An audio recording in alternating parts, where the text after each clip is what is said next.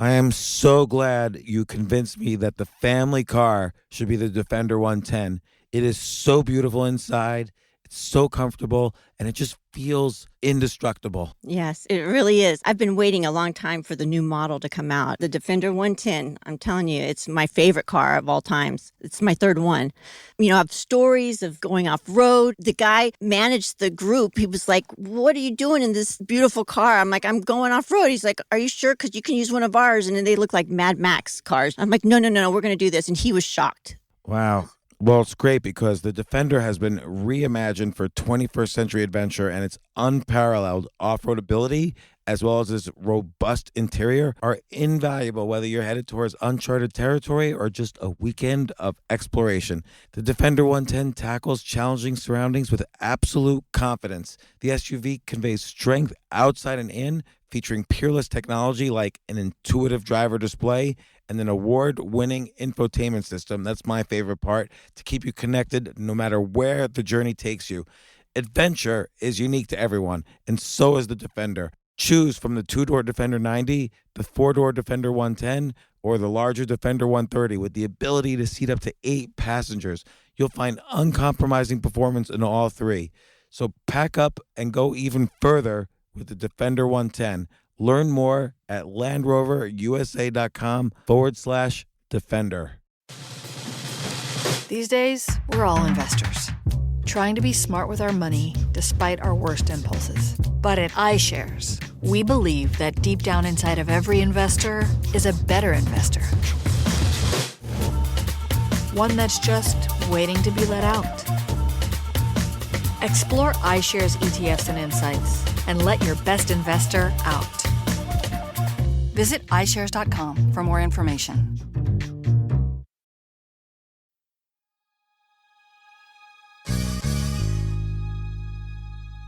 Welcome to the James Altucher Show. I know.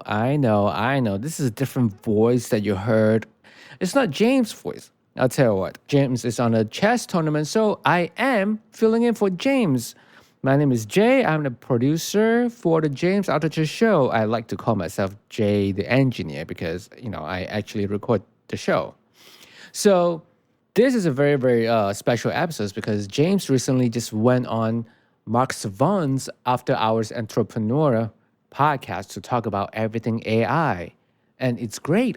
Mark asked a bunch of questions about AI, the future of AI, will AI replace workers or not? And what's the, AI's roles in media, newspaper, and the future? And will AI dating such a replica be a thing? Not gonna lie, I myself actually had a replica. I think this is back in 2017. I was really lonely. I have just broken up with my then girlfriend. I'm like, hey, I just need something to pass time. I just need someone to talk to. So I just, I saw this app called Replica. It's an AI app. It's a chat bot, but for dating. So I just downloaded it and then I just talked to Replica all day. It's weird because once in a while, Replica actually send you like motivation quote, like, hey, how do you feel today? And hey, go get them. And sometimes they will send like weird pictures. Like, I don't know where to come up with all these pictures, but it's weird pictures of like, Replica is like, I am writing my diaries. I want you to read them. I'm like, that's sort of, infringing on privacy right there. But, after a while, I totally forgot about it because, at the end of the day, it just doesn't feel real. It feels like any question that I ask, it just doesn't make sense. Anyway, enjoy this episode from Mark Savant's After Hours Entrepreneur Podcast, everything about AI. And if you enjoyed these episodes, make sure you check out the episode with John Morrow about how to become a better writer with AI. It's a great episode about prompt engineering, how to write better. And also episodes 1156, Unleashing the Creative Pandora Box with Vernon Reed, where, they talk about everything, AI again, about the future of AI, basically in music. And thank you so much. Make sure you leave a review, subscribe, and share the episodes if you think your friends will like it. Once again, this is Jay, the engineer, filling in for James. And hey, if you listen to this, tweet at James and wish him good luck in the chess tournament. Anyway, enjoy the show. This isn't your average business podcast, and he's not your average host. This is the James Altucher Show.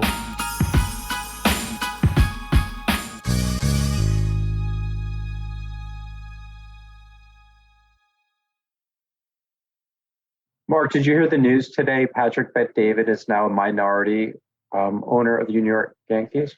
Is he really? Yeah. Wow. I'm surprised he didn't go Dodgers, but that's hey, look at that. Wow. Hello, James. Good afternoon. How you doing? Oh, we're thrilled. We're thrilled to have you here, James. We've been reading and watching and listening from afar, and we're excited to dive into some topics today. Excellent. And did I hear you just say Patrick Bet-David owns part of the, what did you say, Yankees? Yeah, he just announced it today on his podcast. He bought a minority share. So he said that's like a stepping stone in the future to be a majority owner in a different team. Wow. All right. I don't know much about him. He's like, he has that kind of money to buy a baseball team? He might have bought like 1% or 0.05%. Like more like $5 worth. But Shots fired. Shots fired. Well, that's a cool thing. Like I would buy $5 worth of the Yankees to say, hey, I'm a minority owner of the Yankees. Don't worry about it. Yeah, it's not the size that counts. It's just that you have a little piece, right? Just exactly. I like that. That's a cool hot take. But yeah, obviously PBD has come out of nowhere. Like when Tucker Carlson left Fox, he's like, I'll give him $100 million. You're just throwing around these dollars like chump change. And as a Floridian here, James, I'm curious, are you still in South Florida? I know you had moved here a few years ago. Are you still here? No, I was there for a couple of years, and then more recently, I am about an hour north of Atlanta. Okay, very good, very good. So still in the South. Well, we're glad to have you here in Georgia. I guess I'm in Florida. You're in Georgia, but it's all good. We can still be. I never thought growing up in New York, in and around New York, I never thought that one day I would be a Southerner. But now I'm a Southerner. I eat fried chicken and all the Southern things. Well, and I read your article. And maybe that's a good place. Maybe that's a good place to start. I'd love to kind of get started here. But I read your article about NYC being dead forever, and I thought you had some compelling points, about the future of work and the future of culture and the future of the way that we interact with each other. And so I think, it's maybe not that surprising that you listened to yourself and moved to a different place. So actually, I'm curious, James, how did that hold up? Would you still agree with yourself in August of 2020? Is NYC still dead, or is it coming back? What's the future of NYC? Yeah, I think everything in my article has been kind of coming true, not only for New York City, but all the major urban areas, San Francisco, Chicago, London, LA. You see, like in Miami, there's a net inflow or outflow out of New York City to Miami. There's a net outflow to Austin, to Atlanta, to Denver. Not just from New York, again, from all of these cities. And, you're starting to see like the owners of large commercial office buildings simply stop paying their mortgage, their loan, and just walking away. It's just not worth it for them to keep running their business. Like the lenders now have to take over these office buildings and figure out what to do.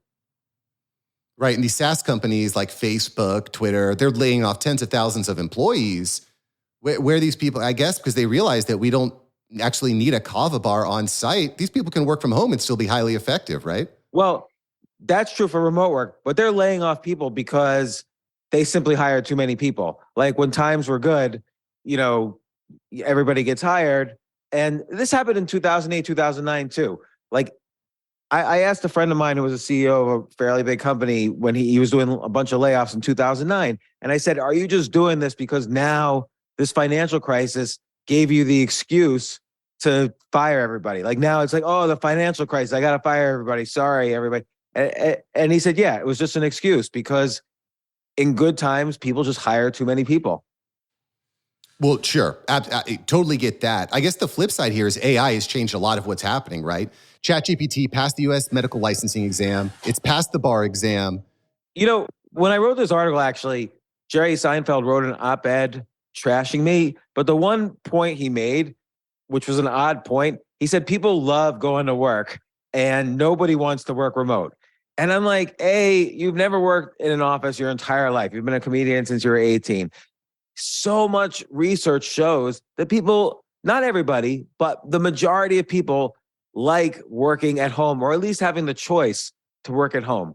Nobody likes 5 days a week working in a cubicle, 0 people. And then the majority like remote work. This is just proven thing, like a survey after survey. And now we're seeing it now. People are quitting their jobs if they don't allow remote. So, which is, again, different from the layoffs. That's another issue. But New York City is a difficult city to live in, okay? There are rats, there are roaches, rents are high. It's hard to get around. It's hard to get from uptown to downtown. It's hard to get from east to west. You only live there if you're young, because then there's exciting to meet lots of young people and all sorts of subcultures and so on, or you move there for financial opportunity. Well, guess what now? That financial opportunity has dispersed throughout the whole country. The positive of what's happening is that there's these outflows from these heavily urban areas. So now the restaurants in Denver might be better. The theater in Kansas City might be better. The entrepreneurial opportunities in Atlanta or Salt Lake City or Miami are better. There's been this disbursement of talent throughout the whole country, and that's a good thing. Well, it's definitely a good thing, and I'm all about merit-based work, and that's the way I run my agency, right? I started out by paying people for their time, right? You work this many hours a day, but it's much easier. I run a podcast agency to say, hey, you edit a video, this is the reward that you get back. And I think that with data and automation and AI, it makes it easier, I think, to manage those types of metrics. But I think one of the questions that I really have, and something that I think about, something that I wouldn't necessarily keeps me up at night, James, but the world is changing so fast. And as I mentioned a moment ago, before my 4-year-old broke in with his fake play vacuum cleaner, one of the benefits. He had some things to say about AI, but go ahead. He did. He's like, Dad, when are we getting a Roomba? But he's like, what I think about is ChatGPT passes the U.S. medical licensing exam. It's passed the bar exam. Writers are on strike. Is AI the death of white-collar work? No, not at all. That's like saying, back in 1995, I had this conversation with the head of HBO at the time, where he said, let me understand. So this internet thing allows you to send text message and potentially even voice messages over our Ethernet cables, over our internet cables. And I said, yes. And he said, that's crazy. The phone companies will never allow that. That'll put all the phone companies out of business. And they're huge and lobbyists in Congress. They will never allow that. And of course, now the phone companies are bigger than ever. If you can't beat them, join them. They control the internet now. And you go back to every technological innovation, it never resulted in a net decline in jobs. Okay, look at something as simple as ATM machines. Everyone thought banks won't need branches anymore. Bank tellers, there won't be any bank tellers anymore. It's all going to be the ATM machine. Well, guess what? ATMs increased profits so much at the banks. They started new services that their tellers and bankers do, and there's more branches than ever right now for banks. So AI is the same thing. Think of AI as an assistant. Don't think of it as a replacement for you. Think of it as an assistant to you, which allows certain people or many people to be much more productive.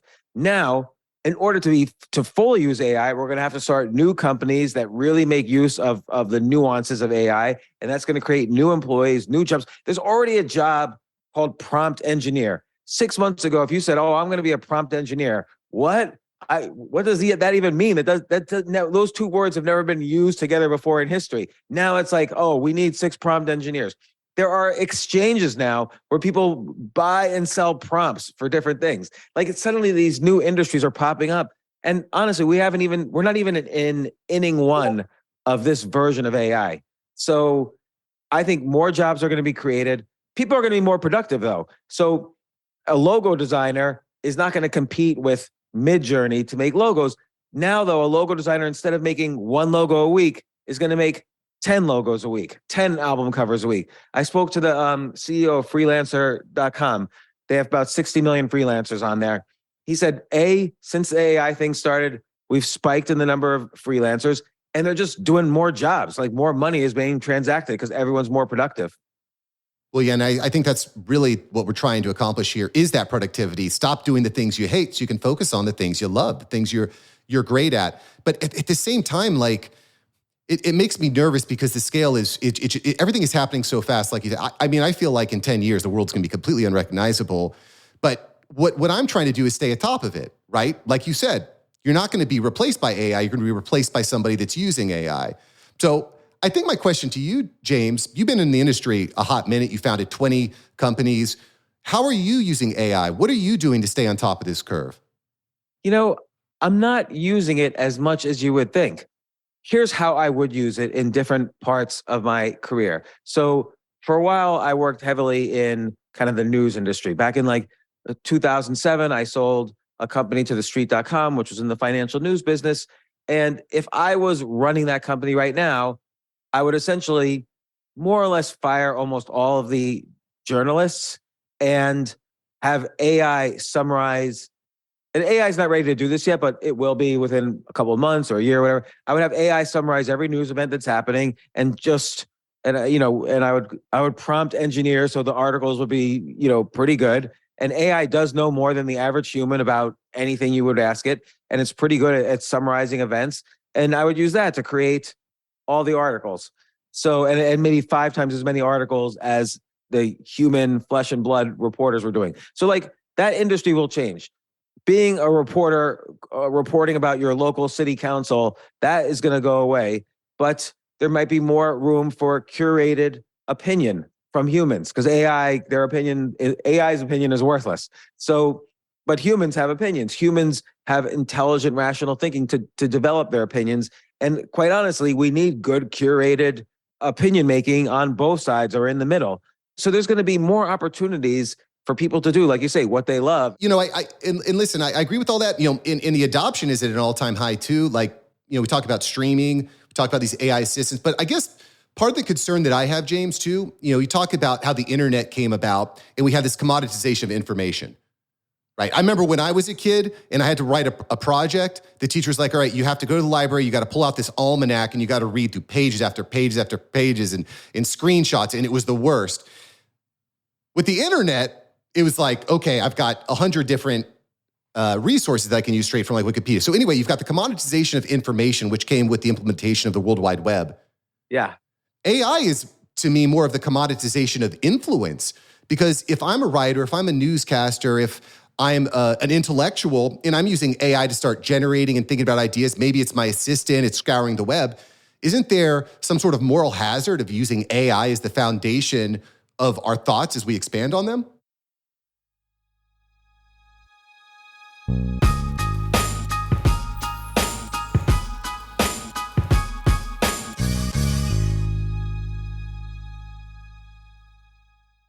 Oh my gosh, I love these clothes. Mizzen and Main, that's Mizzen and Main. It really is the most comfortable work clothes.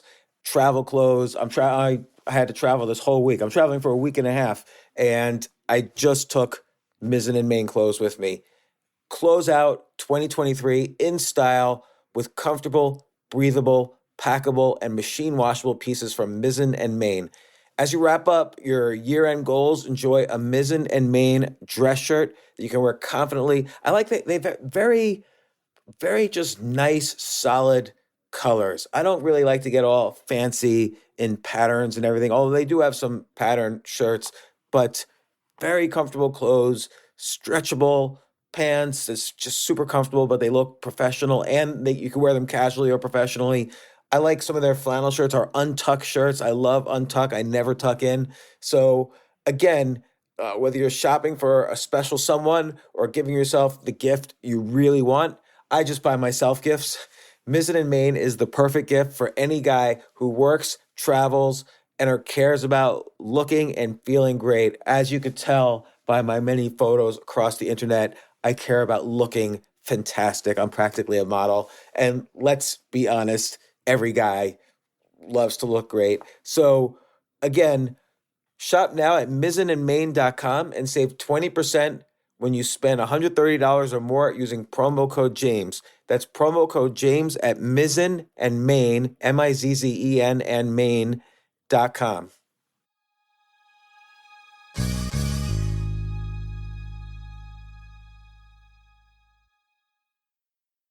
You know what I love about fantasy sports is that even though I'm not going to be a great basketball player or a baseball player or a football player or whatever, I feel like I get to participate and make decisions and use my knowledge of these different leagues or these different sports to compete.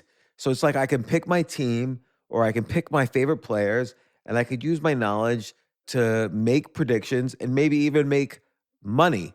So with the basketball season here, you can now pick combo projections across football and basketball from the Specials League on Prize Picks. This is a league created specifically for combo projections that include two or more players from different sports or leagues. Want to play alongside some of Prize Picks' favorite players like rapper Meek Mill and comedian Andrew Schultz, who's also been a guest on this podcast, and I've been a guest on his? You can now find community plays under the promos tab of the app to view entries for some of the biggest names in the Prize Picks community each week. Look, Prize Picks even offers a reboot policy so that your entries stay in play even if one of your players gets injured. For football and basketball games, if you have a player who exits the game in the first half and does not return in the second, that player is rebooted. Prize Picks is the only daily fantasy sports platform with an injury insurance policy. What?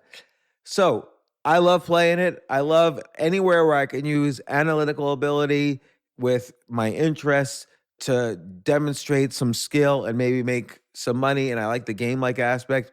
I do wish they had chess as a category on prizepicks.com, but I'll settle for what they've got. Maybe I should make my own fantasy chess league. But in any case, I love Prize Picks. Go to prizepicks.com/James. Use code James for a first deposit match up to $100. That's the easiest $100 you're ever going to make. So that's prizepicks.com/James and use code James.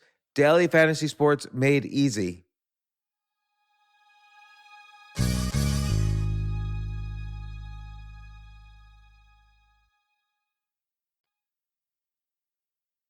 Isn't there some sort of moral hazard of using AI as the foundation of our thoughts as we expand on them? Yeah, but I don't think that will happen as much as you think. Like, don't get me wrong. AI is going to change the galaxy. Like, it's going to be incredible. It's already been incredible, by the way. What's astonishing to us now is that ChatGPT is AI with language, but AI with computer vision, AI with speech recognition. This has been around for like 20, 30 years. So it's really just this latest incarnation of AI integrated with these large language models. But if someone asked you to give a speech about entrepreneurship, they don't want an AI to give the speech. They want you to give the speech. So here, I can go to AI and say, hey, here's my experience. Here's my resume. What should I talk about in this speech about entrepreneurship? And you know what? AI is going to give me a lot of good bullet points. And I could say, tell me more, and it'll give me more good bullet points. And then I could pick and choose the ones that I like the best. But no one's going to listen to AI give the talk. They want me to give the talk. They want you to give the talk. Not because we're so great, but we're better humans than AI is. AI is a digital assistant. And I'm not being a naysayer. I think AI really will change the world, and it'll increase productivity of every job, every industry. It's gonna transform industries in that it's gonna cost lots of jobs, but gain lots of jobs in other ways. But you won't have AI give a speech for you. You won't have, nobody wants to hear that. You won't have AI, like I sometimes with a guest, I'll say to the AI, what question should I ask this guest? It'll give me some pretty good questions. But the listener still wants to hear a conversation. It wants to hear two people talking because the listener's trying to figure out the world just like we are. If the AI is just transmitting from God, like this is what the world's like, humans, maybe they'll listen to that, but I doubt it. I don't think that's what people are interested in. Don't forget the AI only knows up to what we know. The AI can't move the edge forwards. We have to have new experiences, write new documents, have new opinions, have new thoughts. And that's how the AI continues to expand the frontier of what it knows. Now, it can come up with its opinions and it can expand the frontier as well. But those opinions may be right, may be wrong. Don't forget the way AI works is given a set of words, what is statistically the next word? Okay, now we have the next word. So to give it a new set of words, what's statistically the next word after that? That is the entirety of what AI does. And it's very good at it, but it's not better than us at expanding the frontier of human experience. Maybe human knowledge, but not human experience. And so I want to get on board with you. I want to believe you, but maybe I'm a little bit more pessimistic, right? I was reading this article the other day where there's this program, replica.ai, which is basically a chatbot. And what ended up happening is men were turning these chatbots from Replica into sex bots. Basically, it was their online girlfriend. You say, "Oh, I had a long day. What can I do for you, baby?" 1 second, replica.ai bookmark and no, sorry. Right. What was that? Well, they actually took away. So this is where it gets good. Replica took away the functionality because they were going to go public, and they didn't want that kind of like OnlyFans type of vibe going on. So anyway, they took away this functionality, and there were millions of men who said, "Holy crap! You just lobotomized my girlfriend. I've lost my girlfriend." So I'm thinking, I'm like, I got a 4-year-old, I got a 7-year-old. They both busted in during the course of this podcast here.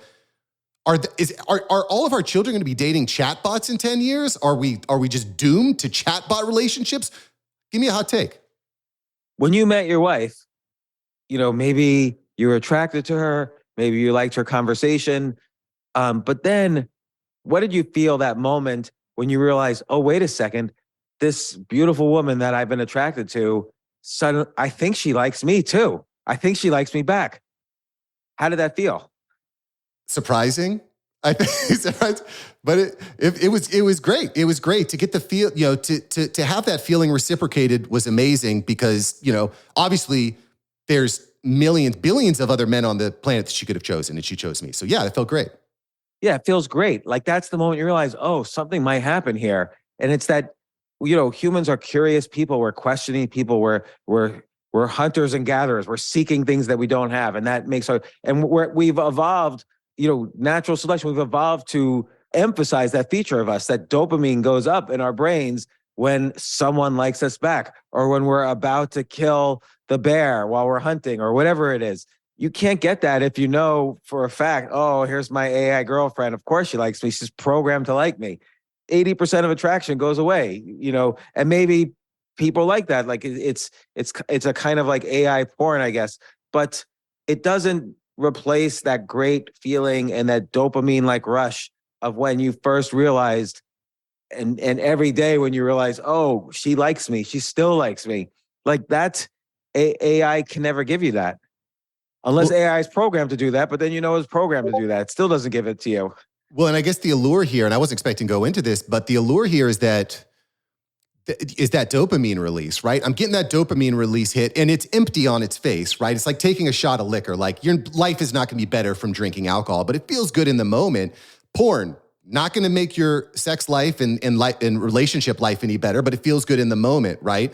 So I almost wonder if this kind of obsession of dopamine is one of the problems that we have all these mental health problems happening in the world right now, is we're all searching for that empty, paper-thin dopamine release that doesn't actually give that reality, that real relationship, that real curiosity and exploration that you're talking about. Yeah, but that's already kind of happened, right? So like TikTok, Instagram, Facebook, Twitter, all these things been around for, Facebook's almost 20 years old now, hard to believe. But, there's already so much evidence that if you're college age or below, all this social media, you shouldn't spend more than 30 minutes a day on it. It's like bad for you. It's this dopamine. The brain doesn't care where it gets the dopamine from. It just wants the dopamine. So you're right. But that's already been a challenge for our society. And AI adds to that. But I still like watching my TikTok videos. There's like incredible videos on TikTok. It's like every superhuman mutant kid is like climbing up walls of buildings on TikTok and doing these amazing magic tricks. And I don't know, all these things are happening there. So it's like amazing. And AI is amazing also, but it's just another thing that's amazing. Now, what's really amazing though, is again, that the great increase in productivity the economy will experience because of AI. Just think about the other use cases of AI. Like you mentioned the Roomba earlier. Well, now you don't have to, you still hire a housekeeper probably, but not every day because you got the Roomba running all the time. The technology for the Roomba, by the way, was developed in 1988 or even earlier. I mean, the Roomba was around after that, but the ideas behind it were already researched. It was like dumb AI versus smart AI. Just have something that moves in a straight line, cleaning, and when it hits a wall, it changes angle randomly, and boom, that's the Roomba. And computer vision, okay, this is going to increase productivity. We're all gonna commute in driverless cars so we can get work done while we're commuting. Now, this is another great increase in productivity. Oh, a lot of things I can write, I can use AI to help me. A lot of things pictures I will have to draw or design. AI can help me. A lot of knowledge that I don't know. Oh, what did, George Washington think about X, Y, and Z? AI can help me figure that out. So AI is going to help us a lot, and in some cases replace us, just the way cars replace horses, just the way cars replaced runners, and so on. But it's not. It's just everything's gonna move forward in a different way, though, in a better way, just like it did with cars, just like it did with planes, just like it did with computers and the internet and Roombas and computer speech and computer vision. You don't need an operator to pick up the phone anymore. Say yes if you need this, say no if you need that. So all of these things that are AI, this is just a very in our face example of AI, because it integrates language, and we use language all the time. Yeah, the empowerment factor. And I'm with you. That's why the best advice I give to everybody is spend 15 minutes a day in ChatGPT, just so you could continuously learn how to use and iterate, and to your point, prompt engineer. By the way, this is a live podcast recording in the After Hours Entrepreneur Mastermind. Members, if you've got a question, feel free to raise your hand and I will get you a chance to ask award-winning, best-selling author of 18 books, Mr. James Altucher, a question. And it looks like we do have a question here from Carrie. Hi, James. Hi, how are you? Good. I was taking a look at your website yesterday and kind of familiarizing myself with a few details. And I noticed, obviously, you're a prolific writer. I think you wrote like 22 books, maybe on last count. And you talk a lot of dates. It's like 25 right now, but I'm not counting. Okay. And I was wondering, well, one thing I read was you said, don't write about anything unless you love it or you hate it. So based on the context of this conversation right now with, talking about the world and where we're at, what's one thing that you love and one thing that you hate? Yeah. So, I love figuring out how, we all have problems. We all underperform at different moments in our lives. Maybe some people are perfect, but most people are not. And I love writing about times when I have failed or gone broke or been depressed. And what's not the technique of how to bounce back, because nobody knows the techniques, but what was my story in bouncing back, and how did I do it? And there's always a story. It's always an adventure. It's always dramatic. And in terms of something I hate when I think, and I always could be wrong, but I think people are not being rational. So for instance, that New York City is dead article that I wrote, I felt there were significant problems that were being ignored about New York City during the COVID shutdowns, during the pandemic. And I felt nobody was paying attention to them. And now these are serious problems. Like, they have evolved into serious problems. So I wrote that because I hated the fact that people somehow were ignoring, they were being blind to these problems. And by the way, when you write something out of either love or hate, there's much more chance for it to do well, to go viral. As far as I know, that's the last article I could think of that really has gone viral. I mean, something like 20 million people read that article. And I know this because I got over 1 million death threats from people living in New York City. And I'm not even exaggerating the number. Like, it was like 10 a second for a while. And it was very depressing at the time, actually. I haven't even written about how depressing it was to have Jerry Seinfeld plus family members write articles that just didn't make any sense, but just hated me. But the other thing I will say is, I try never to write something I try never to hit publish on something unless I'm afraid of what people will think of me. So, and I'll just use that article again as an example. I'm a very optimistic person, but that one article, I presented problems where I didn't really know what the solution was going to be. And I was afraid, since people know I'm very optimistic, my readers know I'm very optimistic, and I usually come full circle with solutions. I was afraid, what are people going to think when I just don't have a solution here? And lo and behold, that became my most viral article ever. I didn't intend for that. I've also written things like don't send your kids to college, don't own a house. I never thought anything would go more viral than those, because those went pretty viral. And then I've also, I've written a lot about, again, my failures and how I've overcome them and so on. So those are the things I like and hate. That's awesome. Can I just add a follow-up, because you kind of touched on a little bit. The other question I had was about when you do write like you do, because you write about a lot of different topics, finances, marketing, dating, all this different things. We have to be vulnerable to write, obviously. How do you deal with like the backlash of that vulnerability? Yeah, it's very hard and there's different types of backlash, but people could hate you about something, and people have many ways of debating. They can debate the issues, or they could debate by saying you're a horrible person and explaining why in great detail why you're a horrible person. So there's different types of backlash. But I've had backlash to some degree on almost every article I've written. I once wrote an article, this is a really long time ago. One of my daughters was like, I don't know, 12 years old. And this little boy at a party, that was in her class, tried to kiss her, and she was very flustered. And so I wrote an article the next day titled, "I hope my daughters are going to be lesbians."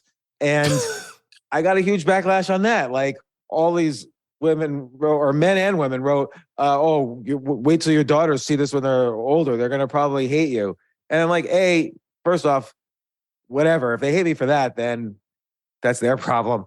But, it is what it is. You can't care too much. If you care too much about what people are going to think, and I do care what people are going to think, probably too much, but if you care too much, you're not going to be able to do good writing, because then you're just writing in the safe zone. You're writing what everybody else is saying. No, I already read what everybody else is saying. I don't need another one. I have a podcast. Probably everybody here has a podcast, and many listeners might have if you land in JFK Airport, they give you a podcast at the gate. So everybody's got a podcast. And I get constantly pitched guests. Everybody's written a book, How to Be a Leader at Business, how to not care what people think about you. There's 6,000 books with these topics, and just write something new. There's new things out there you could write about. And that's the AI is going to replace those people, those writers. You have to write about your human experience, and there's nothing perfect. There's nothing perfectly good, and there's nothing perfectly bad. So that's where we come in and create the imperfect and move society forward with that. I love that takeaway of I never publish anything unless I'm worried what people will think of me. I was talking to Patrick Bet-David about this a few weeks ago. I said, how do we stand out in podcasting? How do we do it? He's like, stop agreeing with everybody. Stop agreeing with people. Stop saying me too. Start taking a hard line. And those are some great examples. It also rings true with that episode you just published with Seth Godin. You just released an episode with Seth Godin. We're talking about Purple Cow, and you're talking about how to stand out by finding those interesting edges. Yeah.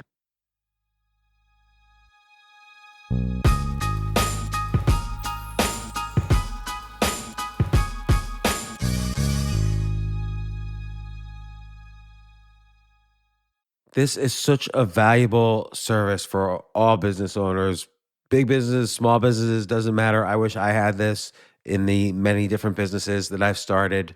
Sometimes it seems like your business is humming, but then suddenly you don't understand it. You're starting to fall behind. You're not understanding where your costs are, where your revenues are, where your payments are. Teams are buried in all sorts of BS work, and you can't seem to close the books. So you need one dashboard, one source of truth. I'm jealous of this business, NetSuite from Oracle, of course, NetSuite by Oracle. I wish I'd come up with this idea. It's a brilliant concept to have all your business intelligence on one dashboard. This is why you need to know these three numbers: 37,000, 25, and 1. So 37,000, that's the number of businesses which have upgraded to NetSuite by Oracle. NetSuite is the #1 cloud financial system, streamlining accounting, financial management, inventory, HR, and more. 25. NetSuite turns 25 this year. That's 25 years of helping businesses do more with less, close their books in days, not weeks, and drive down costs. 1, because your business is one of a kind. So you get a customized solution for all of your key performance indicators, your KPIs, in one efficient system with one source of truth. Manage risk, get reliable forecasts, and improve margins. Everything you need to grow all in one place. So right now, download NetSuite's popular KPI checklist designed to give you consistently excellent performance absolutely free at netsuite.com/James. That's netsuite.com/James to get your own KPI checklist. netsuite.com/James.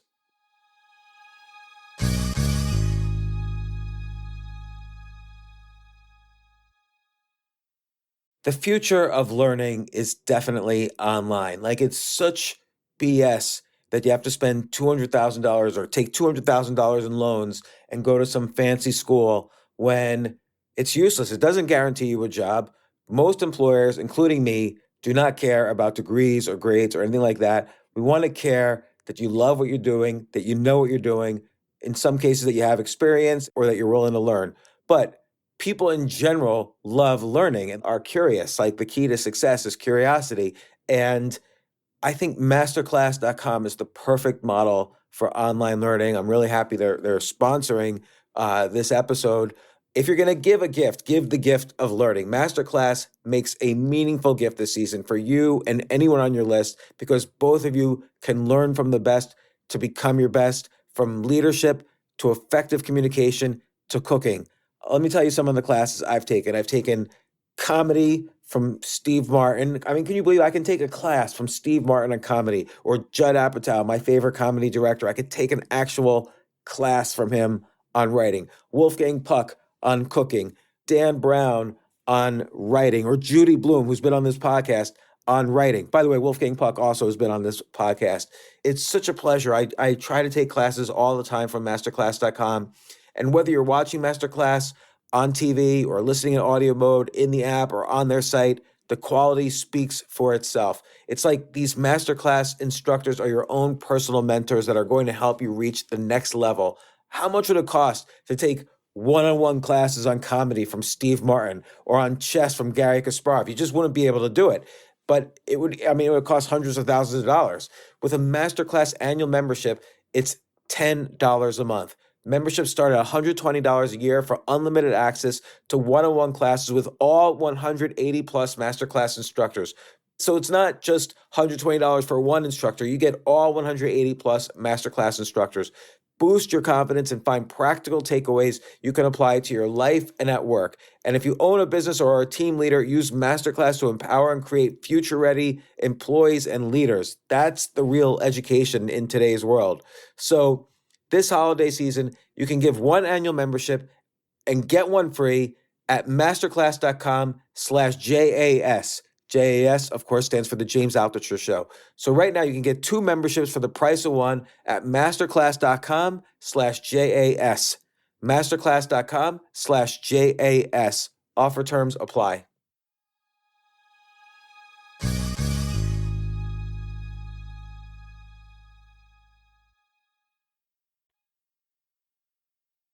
Robert has a question here too. Robert, would you like to ask James a question here? Well, I'm just going to tag on to Carrie's question, because when I was reading about you in entrepreneurial space, you said, don't start a business unless you love it.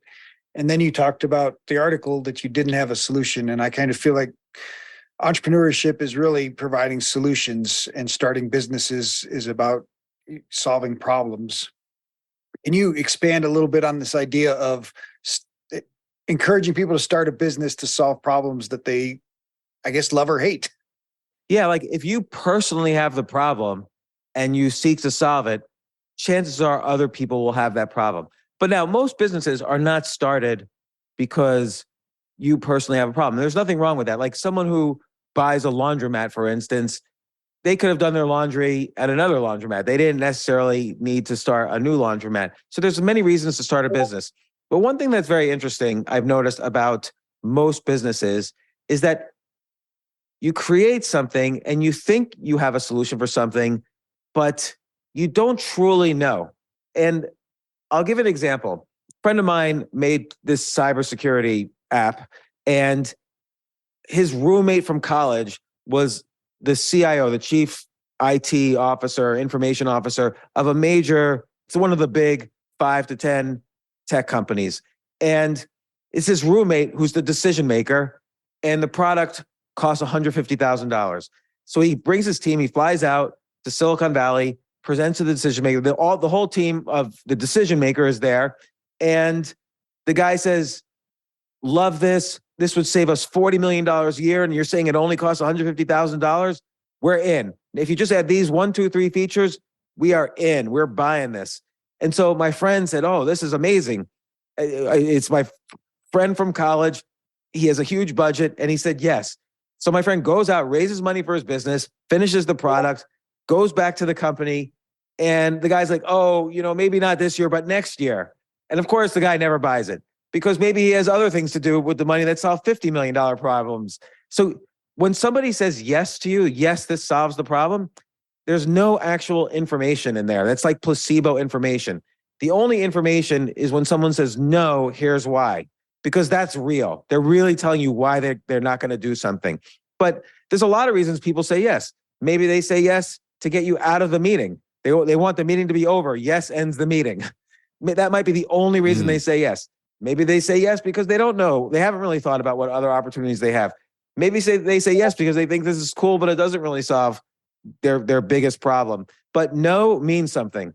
So if you have a site and you realize, oh, not as many people are using this website as I thought, and everyone's my mother is telling me this is a great website, and all the other people are telling me this is great. Find someone who doesn't use the website and why they don't use it. That's your real problems that you have to solve. Let's say you want to write a book, okay? Let's say you want to write a book about leadership. Look at the top 20 books about leadership on Amazon and look at the negative reviews. This tells you what none of the authors are saying. Readers are happy to tell you what you have not given them. And that's how you can figure out new topics for books, for instance. So yes, you can find a solution, but sometimes it takes a while. Like Google had a solution for something, but it took them a good 5 years to figure out what it was they had the solution for. They had a better advertising solution than any other search engine. I didn't care about their search engine results. It didn't seem to me any better or worse than Alta Vista, but Google figured out how to be a better solution for advertisers. I love that idea of being able to find the no's. That to me is the worst. I hate this. Do any of y'all ever get this where someone reaches out to you and say, hey, I love what you're doing. You're showing up all the time. You look so great, but what do you do? Has anyone ever gotten that before? That is the worst. That is the worst. Like, there's nothing worse than someone reaching out, giving you a compliment, and then asking what it is you actually do. That's the worst. So anyway, that's really, really, I think, sound advice. I have another question for you, James. I don't want to monopolize the stage, but I have another question I think is really important, something I'm thinking about. You've written 25 books, multiple bestsellers. Bucket list, for me, is writing a book. I want to write a book. It's on my bucket list. But I wonder if writing a book means the same thing now as it did 5-10 years ago. Because quite frankly, I could have my team write a nonfiction book in an hour, just going back into all my old podcast episodes, using AI to rewrite it and putting a little bit of Mark in there. Does that dilute the efficiency or the purpose of books in general? Yes and no. I mean, yes, you could now use ChatGPT and spend an afternoon asking it prompts and it'll write a book. It won't be a good book. It won't be a well-written book. No matter how much, people think AI is going to just keep on improving and improving. AI is not a good writer. It's going to take a lot to make AI a good writer. And you say your bucket list is to write a book, but do you love writing, for instance? Do you love reading? I read daily. I don't love writing, but yeah, I think for me, reading is one of the best ways to learn and to, get that halo effect. Yeah. Yeah, and reading is a good way to learn to write. Like, you read a great writer and you learn to write. You have to love, oh my gosh, this writer did it this way, this other writer did it that way. And I'm going to try this in this new format, talking about entrepreneurship instead of, love in the time of cholera or whatever, but I'm going to use that style. And you can experiment and you could have fun writing a book. AI is not really going to do that. But let me ask you a question. What's your hobbies? What are your interests? Oh, gosh. What's an interest you had as a kid that you've given up because now you have responsibilities and work? Yeah, sure. Used to play a lot of basketball, used to, play video games. Now all my free time is basically hanging out with the kids. I like to run. I guess you call running a hobby. Yeah, and do you follow basketball games right now? Not as much as I used to. I mean, the Heat, go Heat, were just in the NBA Finals, so I followed it a little bit, but not super closely. So like there's a million topics within basketball that could be good. For instance, how old are you right now? Just turned 40. Shout out to all the 40-year-olds. Right, you don't look 40. So what if you wanted to play basketball right now? How would you go play basketball? Oh, I'd crush it. I'd go to the local pickup spot. I would start draining threes from downtown, and I'd be like, who wants the new Steph Curry on their squad, right? Take Tylenol with you. Like, who could crush you? If you were to play, in what court would you be crushed? In what like street court would you be crushed? Oh gosh. Probably, just honestly going down and then playing with like the 18 and 22-year-olds, I'd probably have a rough time in the second round. And what would it take for you to be as good as them? What kind of work would you have to do to be as good as them? To be as good as you once were? Well, I'd probably need Elon to continue to iterate from Neuralink to like Neuralegs. I think that would be a good start, But I bet you with the right training and the right focus and determination, you could be as good a basketball player as maybe not the best 18-year-old, but like you could get competitive. And that would be a journey. That would be an adventure. That would be the arc of the hero. Like you'd be reluctant to do it. Nobody in your family would be supportive. Your friends would say, you're crazy. Why don't you just keep making money? What are you going to spend 5 hours a day training for basketball when you're 40 years old? But you'll meet your allies along the way, and you'll meet the 18-year-olds who will crush you and laugh at you. So more and more enemies. And then finally, hopefully, you'll hit bottom first, and then hopefully you'll achieve your dream, your goal of like coming back to the basketball court and pursuing what you loved as a child. That's a book about basketball. That's a story. AI can't write that story. I'm just making that up. There's a million stories out there. What's the history of the shortest basketball players in history? Like, how did they get good? Like, I always think of basketball players as really tall people, but there are some people smaller than 6 foot who became like all-star basketball players. How did they do it? I've never seen a book about that. So that would be interesting as well. Like I'm thinking, and I don't know anything about basketball. I'm just like making it up. How does one own a basketball franchise? You could write about the business of basketball, like the history of all the franchises, and how they've got their valuations. How did Mark Cuban buy one? Steve Ballmer buy? Like what? Why are all these internet billionaires buying basketball teams? Why aren't other billionaires buying basketball teams? So there's all these questions I'm curious about for basketball. They could either be personal stories or stories that are unique to your questioning mind. These are all books that AI is not going to write, and you would do a better job than AI writing them.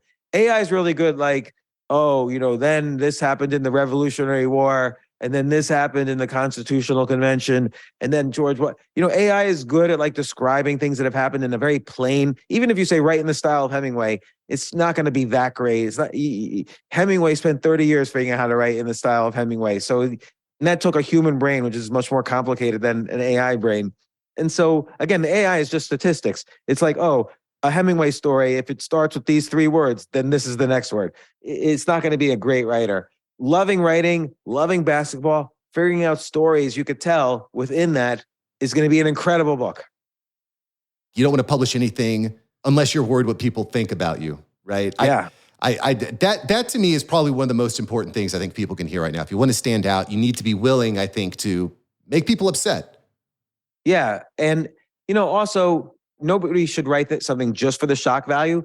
But like, let's take the first idea for you. If you're 40 years old and you want to quit everything and pursue your love of basketball, get better at basketball once again, for the first time since you were 18 years old, actually improve with a coach and whatever. That's a little bit like of a shocking kind of story. Like nobody does that as an adult, and you have to make sacrifices to do that. You might be afraid because maybe people close to you will say, I thought he was going to be an entrepreneur or this or that. Instead, he's just playing basketball, something frivolous. So there's a little bit of fear there. That reminds me of the Arnold movie on Netflix right now. Best bodybuilder in the world, decides he's going to be an actor, and then his phone goes dead for 5 years. But the hero arc, like you said, which if you haven't watched that Netflix documentary, highly recommend. Great, very good. Yeah, that happens to a lot of actors. Like Henry Winkler, who played, I don't know if you remember, played the Fonz on the TV show Happy Days in the 70s. Even Paul McCartney said Henry Winkler is the most famous person on the planet. Paul McCartney said that in 1977. And then Happy Days, the TV show, ended. Henry Winkler couldn't get a job for 8 years because He was typecast. Same thing with William Shatner. He was typecast. He was living out of a trailer before the Star Trek movies came out, and he kind of came back. So it's hard. Everything's hard. Life is hard. And writing about your little corner of that difficulty is always an interesting story. Brilliant, brilliant. And of course, you can listen to James' interview with William Shatner on the James Altucher Show and every podcast and YouTube platform that you like. I'll put links below to make it super easy. James, where's the best place for us to find you if we want to get more James in our life? I guess my podcast or my book, Choose Yourself, or my book, Skip the Line. Those are my two favorite books that I've written. Brilliant. Well, you can find me on Twitter too. Well, James, I really appreciate your time. Thank you so much for being here. This was awesome. Thank you for having me on. I really appreciate you guys asking me on. It's really fun. Really great questions, great stuff from people listening, and I really appreciate it. I enjoy these. Anything that I can do for you, James? Anything in particular that we can do to help support you today? Well, next time in Miami, one-on-one basketball. Let's go. Yeah. Let's go. I'm going to hold you to that. I'm going to hold you to that, brother. And then we'll play chess right afterwards. It'll be basketball chess. I'm down. Yeah, we didn't even get into your chess master advancement. Do you think you could be an AI robot in chess? No, computers are impossible to beat in chess. And I know this because I worked on the first computer that beat Garry Kasparov in 1997, who was the world chess champion at the time. Wow. And it's humans were never, computers were, ever since that moment, were always better than humans. Well, hopefully, Elon, you give us the Neuralink so we can beat the humans in chess. Please help us. Help save us from ourselves. I think Neuralink, if it fully, the full Neuralink, which is not going to be anytime soon, but let's say 20 years from now, that will end chess as a game, because then it's all computers. Oh my. Yeah, that's kind of scary that we can't even play games with each other. Like, my daughter will be crushing me in Uno. Finally. She'll be just Uno crushing me. Or even poker, like poker, backgammon, anything that relies on statistics or like sheer calculation, computers are just better at. Yeah, the Neuralink thing is crazy, is really crazy. I don't want to hold you here, but if you want to give me a hot take on Neuralink, I'd love to ask while you're here, Well, I think right now it's what they're testing is for disabled people because, let's send a signal to the specific neurons that move the arm. And so it'll move like the prosthetic arm that somebody might have. But to actually like access the internet and retrieve the information and see the information and know the information, I don't think they're anywhere close. We don't even know how the brain works really. So they're nowhere close to figuring that out yet. So that's a relief because I do think Neuralink is more of an existential threat. Like you're thinking about AI, I think Neuralink, it really is an existential threat to big chunks of what we love about being human. So I'm a little pessimistic about that, but I hope it doesn't happen anytime soon. Because I like playing chess. I don't want to play chess against someone with a computer in their head.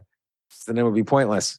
Yeah, well, it strikes me that assuming Neuralink does what it probably could do, you're not going to be replaced by AI. You're going to be replaced by someone that's using AI. Same concept. You're not going to be replaced by Neuralink. Someone using Neuralink is just going to be much better than you. And you're going to have basically two types of humans with Neuralink and humans without Neuralink. And how I don't see how you could possibly compete. Yeah, you can't. It's, again, like competing in chess against a computer. There's no way. Like, if the world chess champion played a computer 100-game match, he would lose 100 games to 0. So, or maybe he would draw once, 99.5 to 1/2. Yeah. Well, I'm all for solving problems, but I agree with James here on keeping our humanity. Humanity is important thing to take sacred, hold sacred, I think. Yeah. Hey, I'll show up for a tic-tac-toe match. Tic-tac-toe being a solved game, but yes. Yeah, no, chess obviously a great game, and hopefully one day we'll beat the robots. I don't know. We'll see. That'll be impossible unless we have Neuralink. Fair enough. Well, once again, thanks everybody for being here. It's always a pleasure hosting these events. James, just glad to be connected, be on your radar. I look forward to meeting you in person someday.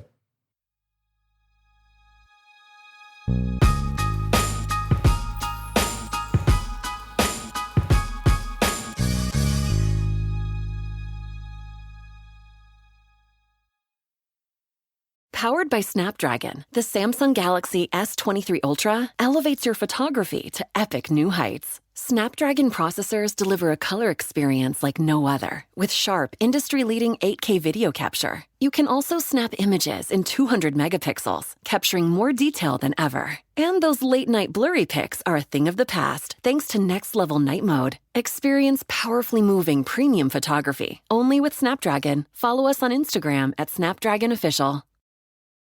Diving deep into your passions has never been easier, thanks to Amazon Prime. You get all-in-one access to the things you need, so you can get more out of the things you love. With a range of services including Prime Video, Amazon Music, and Prime Fast free shipping. Amazon Prime is like your personal mission control for all the things that inspire. From shopping and streaming to saving, it's on Prime. Visit Amazon.com/Prime to get more out of whatever you're into. It's on Prime.